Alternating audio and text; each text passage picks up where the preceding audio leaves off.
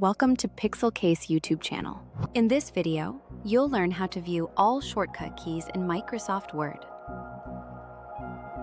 First, open the Word application. Go to the View tab, click on Macros, and then choose View Macros. Type Word Commands. At the top, write List Commands. And here you have two options. If you want to see only the shortcut keys currently active in this document, choose Current Keyboard Settings.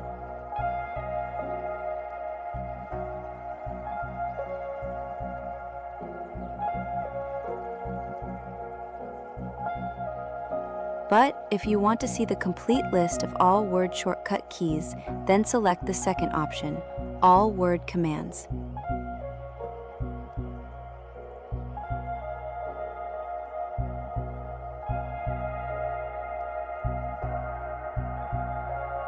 Thanks for watching.